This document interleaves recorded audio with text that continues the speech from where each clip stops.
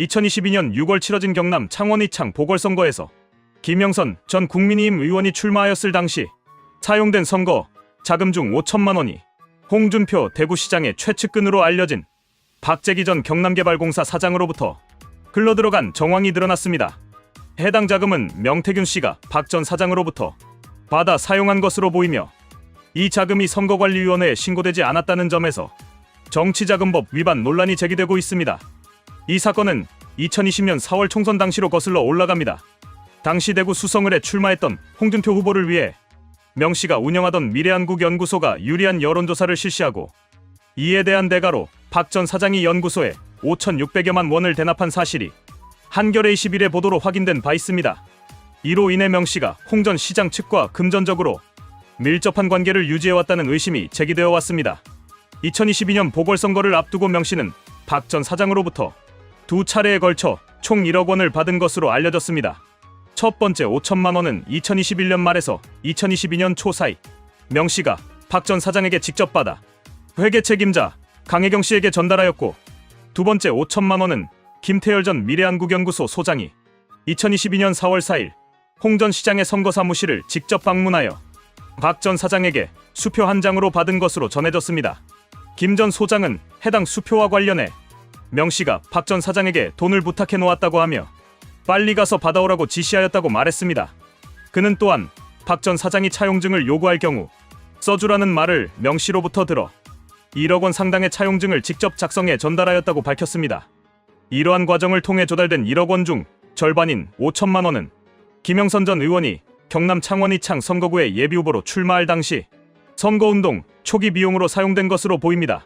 하지만 해당 자금은 선거관리위원회에 신고되지 않았으며 이는 정치자금법 위반의 소지가 크다는 지적이 제기되고 있습니다. 정치자금법에 따르면 선거 과정에서 기부하거나 받는 자금은 법적으로 정해진 절차를 따라야 하며 이를 위반할 경우 5년 이하의 징역 또는 1천만 원 이하의 벌금형에 처해질 수 있습니다. 특히 선거운동을 위한 자금은 정식 계좌와 신고 절차를 거쳐야 하며 후보자는 예비후보 단계에서도 이를 준수해야 합니다. 장윤미 변호사는 정치자금법은 선거 자금의 불법 유입을 막기 위해 매우 엄격하게 규정되어 있으며 선관위에 신고되지 않은 자금이 선거에 쓰였다는 점에서 이는 명백한 법 위반으로 볼 수 있습니다라며 설령 후원금이었다고 해도 국회의원에게 연간 500만 원 이상을 후원할 수 없기 때문에 수사가 불가피해 보입니다라고 설명하였습니다. 그러나 이와 같은 핵심적인 진술에도 불구하고 해당 사건을 수사 중인 검찰은 관련 내용을 기소 대상에 포함하지 않았습니다. 명 씨와 김 전 의원은 현재 정치자금법 위반 혐의로 재판을 받고 있으나 이 1억 원 자금에 관한 혐의는 기소 내용에서 누락된 상태입니다.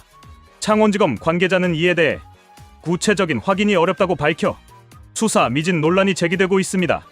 이와 관련해 한겨레 21이 확인한 통화, 녹취 등에서는 더욱 충격적인 발언이 담겨 있습니다.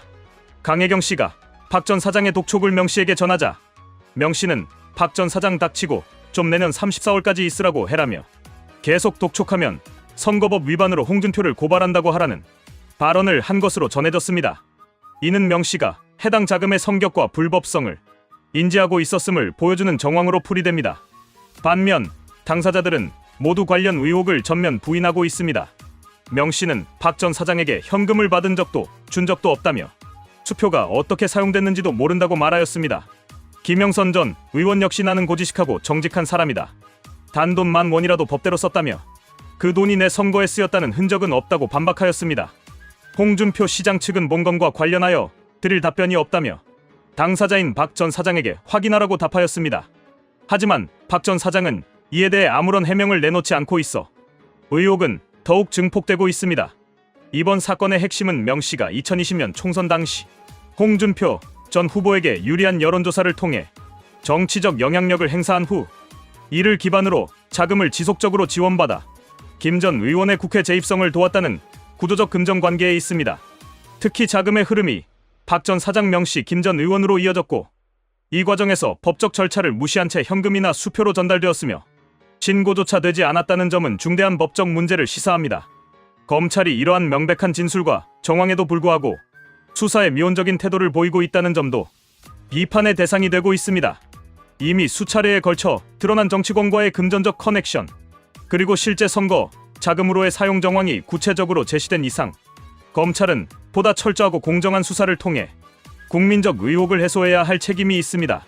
이 사건은 단순한 개인 간의 채무 관계를 넘어 정치 자금의 불법 유통과 선거 공정성을 심각하게 훼손하는 문제로 연결됩니다.